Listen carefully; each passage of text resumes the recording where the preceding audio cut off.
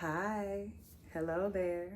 Hi again. It's me, Madam Carmen, and we're here again with another BDSM one-on-one class. This time we're talking about foreplay.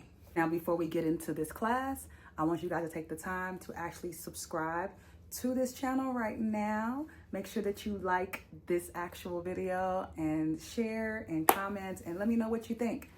But make sure you subscribe.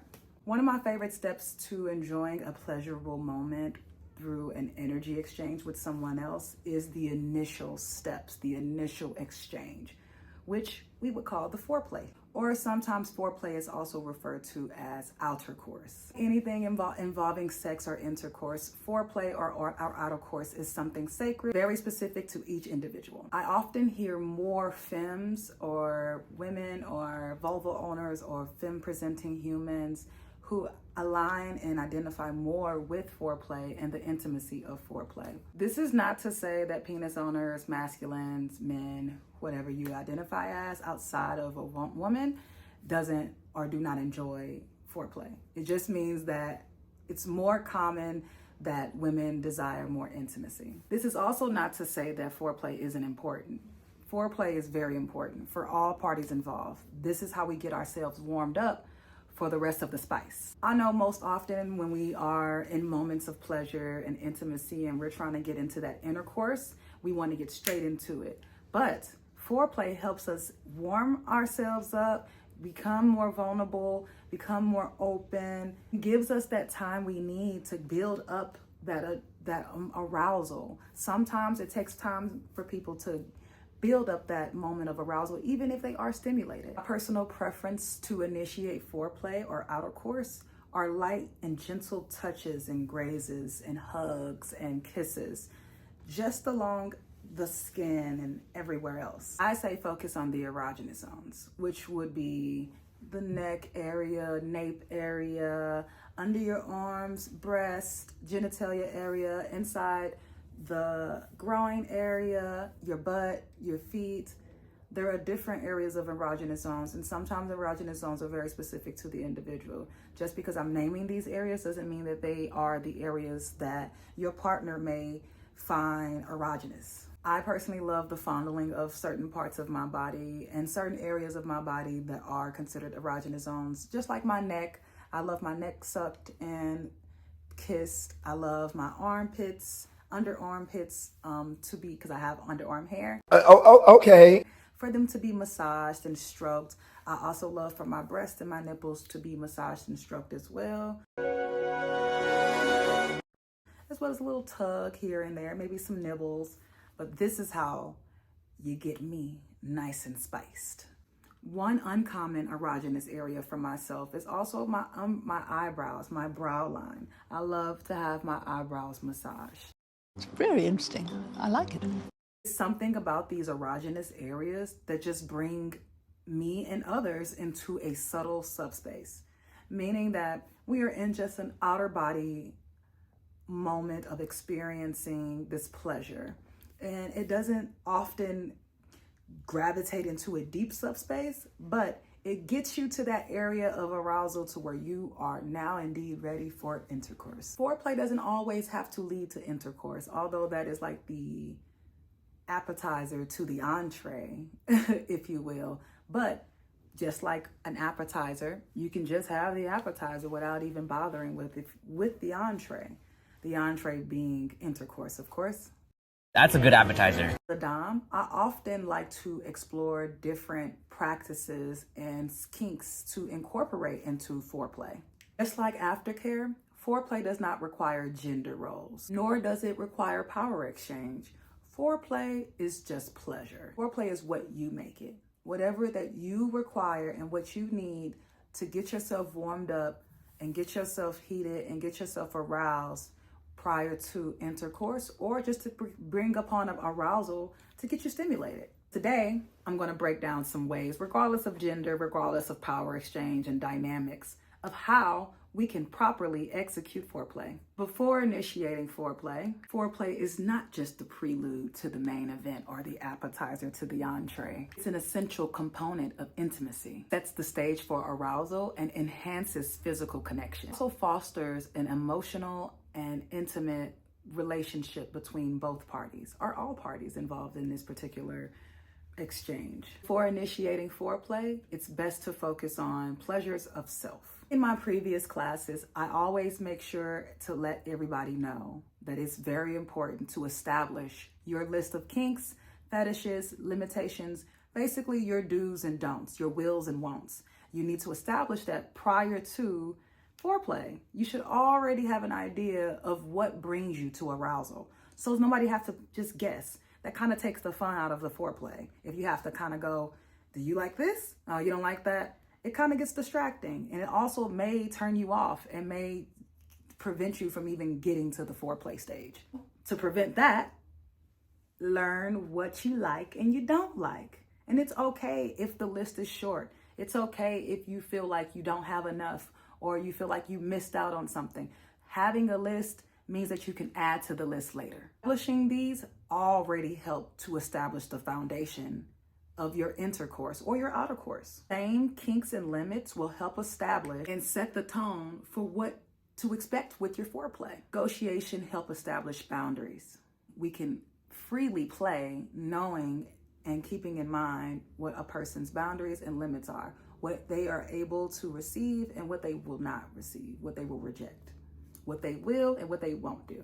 Just think of your list as an outline. Also helps for people to practice dictating what it is that they need and what they desire, what they want within their autonomy. Feel free to be very specific and vocal and thorough about what it is that you do and you do not like, what you will and will not do, what your kinks and limits are.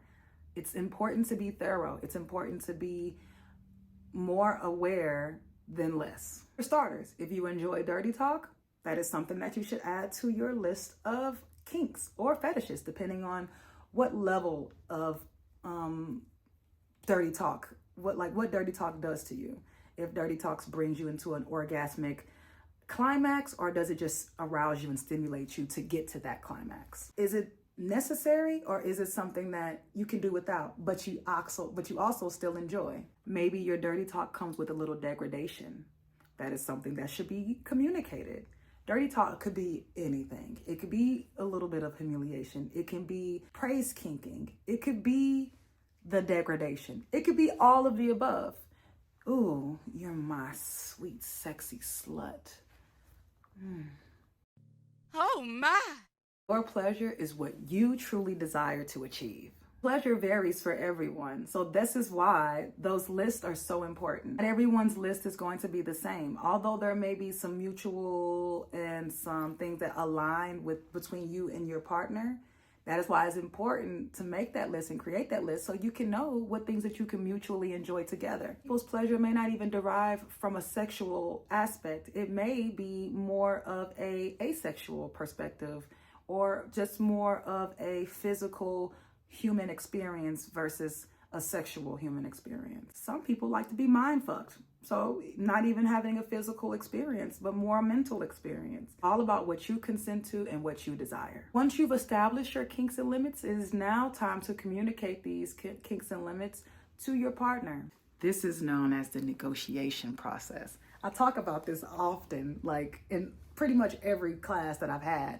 Negotiation process is something that's supposed to happen prior to any exchange, any power exchange, any energy exchange, any form of dynamic, whether you top in, whether it's just a form of intimacy, whether it's foreplay. It is important to negotiate. This is where we get the consent. This is where we set our boundaries.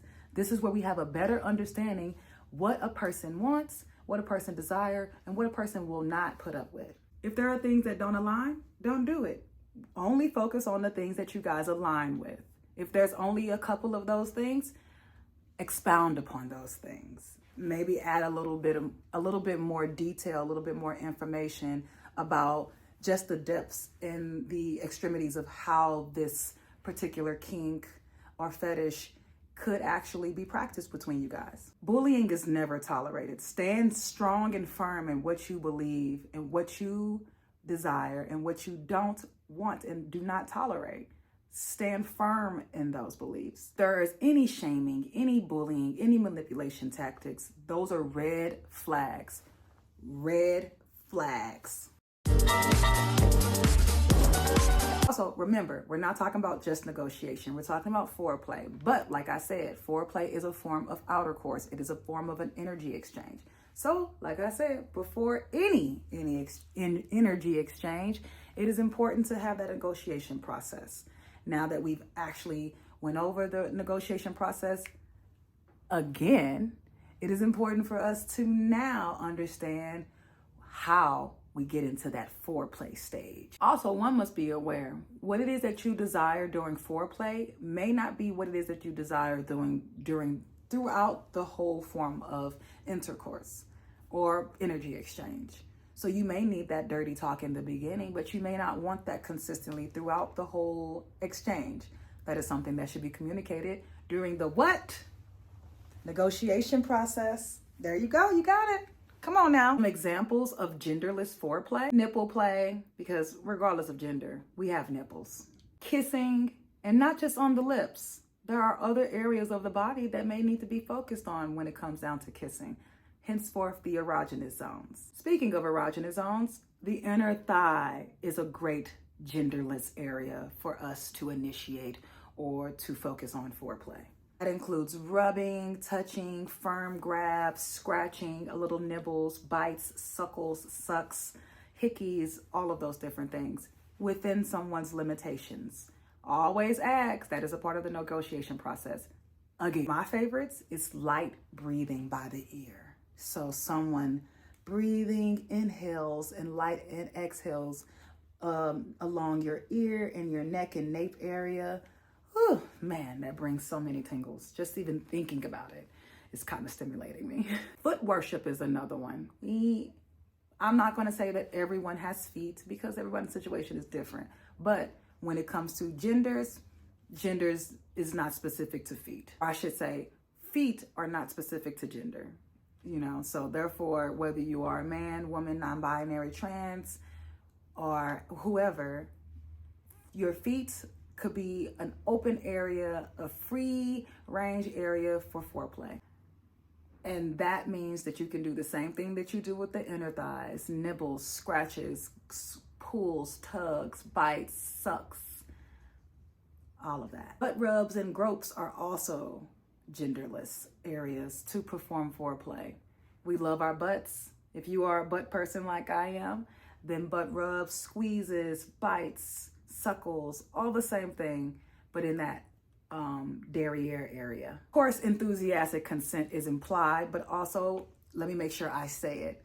Make sure we are consenting to all of this. Again, this is also a part of the what?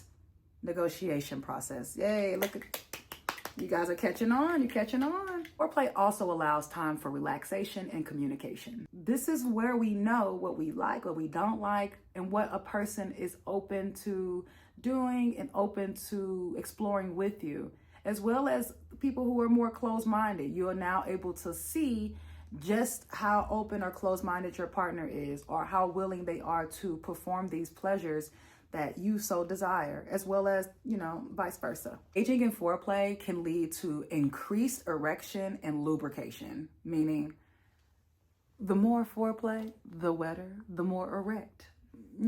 We get turned on, we get stimulated, and that's what's getting us and leading us to that intercourse state or intercourse stage. This also helps ease into the penetration state. Some women, some people, some humans may need that lubrication and that erection, those moments to be able to reach that lubricative state so they can be aroused during sex and they can receive the penetration a little bit easier. So, engaging in play can increase the lubrication and erection quality, which can lead to a much more comfortable and enjoyable penetration. Some sex can be overwhelming and cause increased anxiety, which is why foreplay is so important. This helps ease us into something that we may be nervous about, or we may have anxiety about, or we may be self-conscious about. This helps us have established that trust, established a better communication, and helps us increase that lubrication. Bring the lube. People may feel a sense of nervousness because it may be their first time or their first time experiencing something that you guys are about to explore. You know, in kink and fetish, you know, I know that I'm skilled in certain kinks and certain fetishes, but when I'm actually playing with others, they may not be as informed or aware or experienced in those particular kinks and fetishes, which is why foreplay and negotiation is so important. It gives them that time to, like I said, ease on down that intercourse road. Taking time to acknowledge one another's erogenous zones and embrace one another's pheromones. Foreplay promotes relaxation, reduces anxiety and tension, which can increase the sexual enjoyment. Foreplay also offers a smooth transition into intense levels of intimacy and energy exchange. That's if the goal is intercourse. If the goal is intercourse, foreplay allows one another to become more comfortable with each other's bodies. Foreplay also helps shift the attention away from worries and doubt and promotes a much more relaxed environment. When you're sharing with your partner what you will and won't do, you may be surprised that they may agree and they may be in support of whatever it is that you don't do or what you will do. And they may actually have those mutual things in common with you. Open communication and foreplay could help us feel more confident and secure within the dynamic and exchange. This enhances the overall sexual experience or intimate experience, if you will, because we may not, like I said earlier, it may not always be about sex. Maybe the focus is just on intimacy and that exchange of intense energy. Games that a fan of mine shared with me that they've played with previous partners is this game called the Is It Okay game, or you could call it Is It Fine game. Basically, it's a game that creates a safe space and environment for us to be open and willing to see what it is that our partners are allowing us to be able to exchange or experience with them. This creates safe boundaries for both autonomy. For example, here I am asking my play partner, hey, is it okay if I touch your leg? And they say, yes, it's okay that you touch my leg. Now we've established consent and we know areas that they may seem to be interested in us touching. You just build yourself up with this particular game. So we're asking about legs, we're asking about arms, we're asking about breasts, we're asking about kisses. The Is It Okay game was such a great idea for me when I heard it, because it definitely is basically asking for consent for any and every area. Just because someone consents for you to be able to touch them doesn't mean that they specified on what areas that they would like to be touched or what areas that they don't like to be touched. So when you ask them, hey, is it okay if I caress your breast? They may say, no, it's not okay for you to caress my breast, but I love for you to give me a nice form, like a nice firm hug and bask in my whole chest area, my whole core area. And then, you know, maybe the next time, the next exchange, when you plan the Is It Okay game, is it okay if I touch your breast? And they say, you know what, this time I'm actually open to you touching my breast. This is why I love this game, because it gives us the right to our autonomy and it sets those boundaries. And we're practicing consent, my favorite. When you find yourself closer to those moments of outer course or intercourse, that Is It Okay game is such a great way for us to break those barriers, to break the ice within the relationship or the exchange. Some people may be nervous and not even know how to initiate.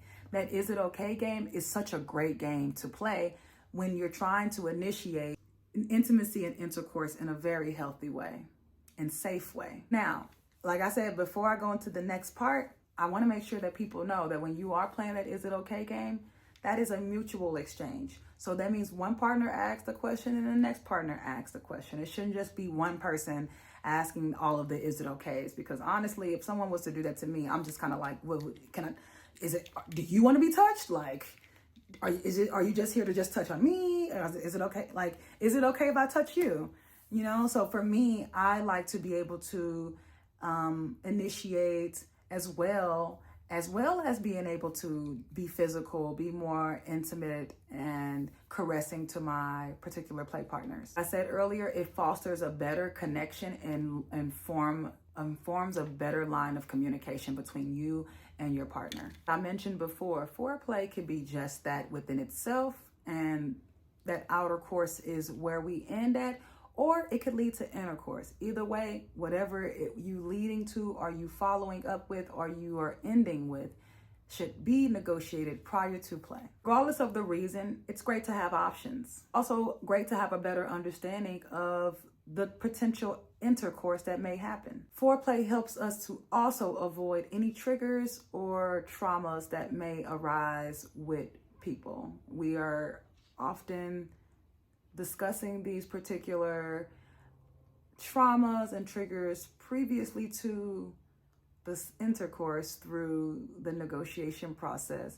But that foreplay, once you've negotiated what it is that you can do during foreplay, can help alleviate those stressors as well. Lastly, again, always ensure consent has been enacted. And remember that consent can be revoked at any moment in time, even during foreplay, even before foreplay.